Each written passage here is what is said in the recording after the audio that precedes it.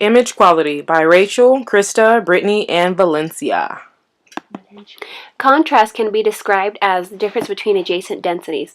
It is primarily controlled by the KVP used in techniques. Contrast makes it easier to distinguish edges of interest or abnormalities from the surrounding area. For example, let's look at the painting. You can see the difference in density and shades of gray from the outer border to the inner border of the flower. And when you look closer to the center, you can see the image as enhanced contrast with more of a visible image. The greater the contrast resolution, the more visible the image. How are we able to determine between an optimal image, underexposed or overexposed film? Simply by using the D-log-E curve created by two photographers, Herder and Driffield, in 1890. The D-log-E curve is a graphic relationship between the amount of exposure and resultant density. There are 5 important components within the curve: base plus fog, toe, straight line portion, shoulder, and Dmax. We are more concerned with the straight line portion between the toe and shoulder because this is when the film is reacting to the exposure. This is also considered the optimal diagnostic range of exposure. Anything that is below or higher than this point can change the contrast of an image by producing underexposed or overexposed images. Densities below the toe will be white, above the shoulder will be black. It is a slope that determines if the line between grays are low or high contrast. Now that we have a better idea, let's take a better look of how contrast affects an image by looking at these 3 paintings of the moon. Image A has high contrast, few shades of gray, low KVP technique, and the difference between densities is great. Image B in the center has low contrast, more shades of gray, and high KVP technique, and difference between densities is minimal. Image C is the optical image, has the right amount of contrast, KVP technique, shades of gray, and most importantly, visible detail. In digital imaging, images undergo post-processing by using the histogram and lookup table. The histogram identifies all intensities on the imaging plate in the form of a graph, on which the x-axis is the amount of exposure read and the y-axis is the number of pixels for each exposure. The graphic representation appears as patterns of peaks and valleys that varies for each body part. The raw data used to form the histogram are compared with a normal histogram of the same body part by the computer. This is when the image correction rescaling takes place. The values displayed at the far left represent the number of intensities of black, and as the tones vary toward the right, they become brighter. The middle represents medium tones. It is very important to know the shape of the histogram is anatomy specific. Taking an exposure and selecting the wrong anatomy could appear overexposed or underexposed. For example, take a look at the histogram of a chest compared to a shoulder. You can already see the differences between the varying tones and shift of the histogram. Since KVP is the primary controlling factor, the higher the KVP, the narrower the latitude appears on a chest histogram. The lower the KVP, the wider the histogram appears in a shoulder X-ray. When we talk about manipulating contrast on a displayed screen, we are adjusting the contrast and brightness of the image. We are able to manipulate the contrast of the image by controlling the window width and the brightness of the image displayed by window leveling. For example, take a look at the image of the AP scoliosis. The optimal image is to the far right with a window level at 200 and a window width at 3.01. When we decrease each of these factors by 50 from its original value, the image becomes less bright due to window leveling and a higher contrast due to window width. The overall image appears more black and white.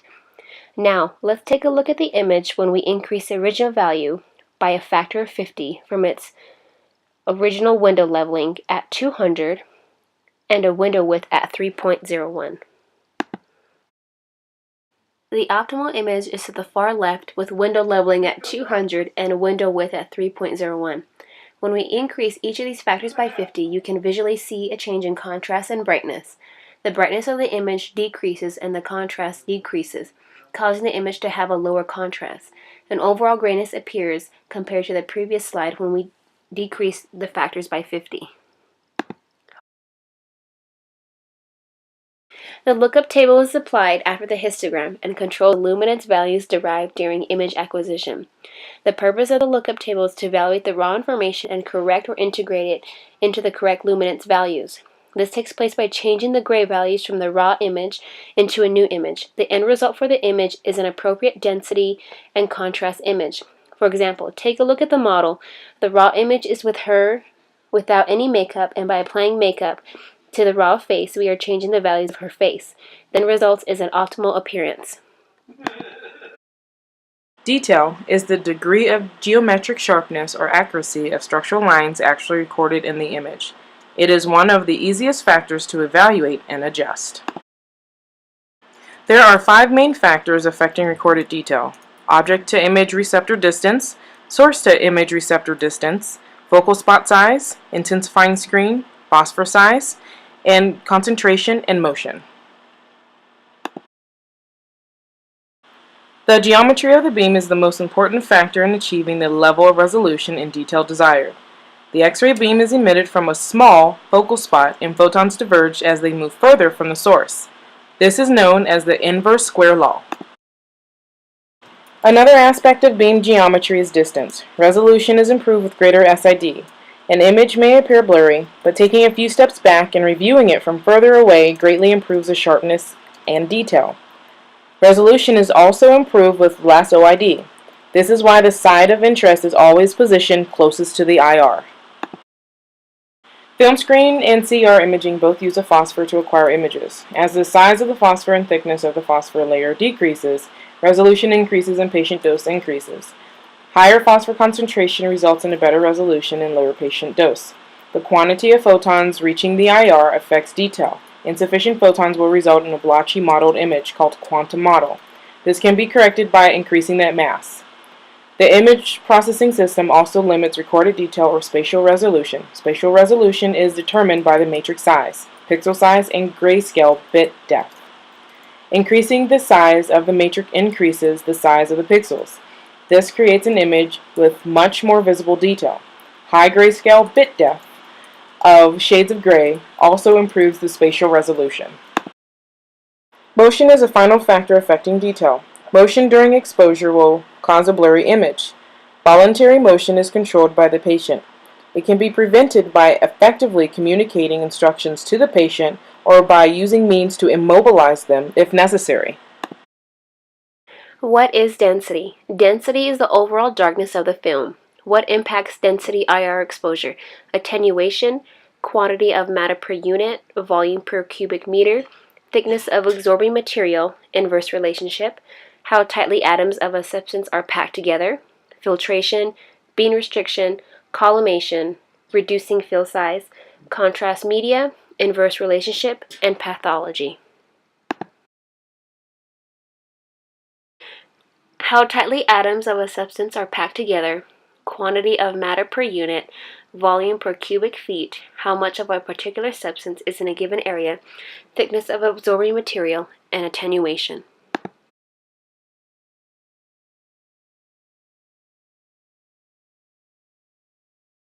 Attenuation. Bone tissue is denser than lung tissue. Pathology impacts density. Density of atomic number affects attenuation.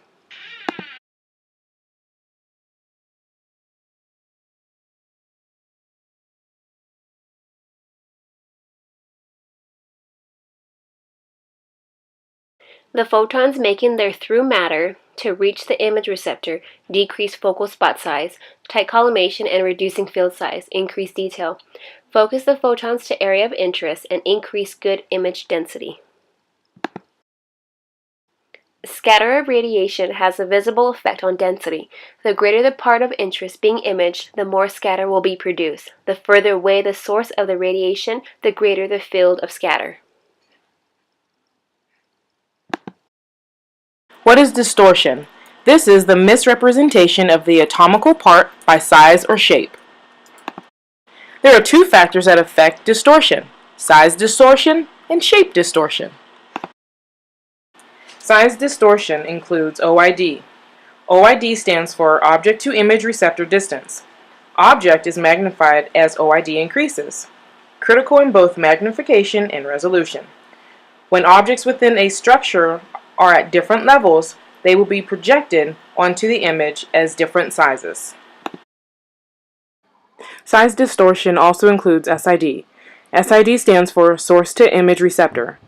The major effect is magnification. The greater the SID, the smaller the magnification, because as SID increases, the percentage of the total distance that makes up OID decreases.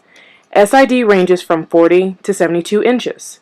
This must be determined by the radiographer during positioning. How to calculate size distortion. Magnification or size distortion can be determined by calculating the magnification factor.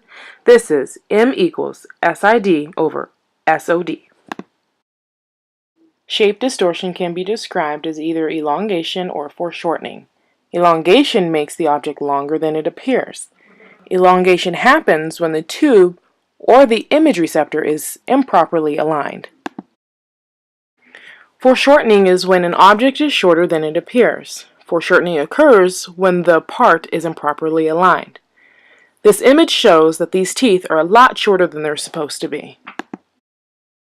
There are a few things that can cause shape distortion. Structures lie normally at different levels within the body, divergence of the X-ray beam, and alignment. Alignment can be off either with the central ray, atomical part, or image receptor. When the central ray is not perpendicular, this results in some shape distortion. The further the central ray, the greater the distortion. The anatomical part must be positioned perpendicular to the central ray and parallel to the image receptor. If the image receptor is not parallel to the object, or if the central ray is not centered to the part, this will cause shape distortion.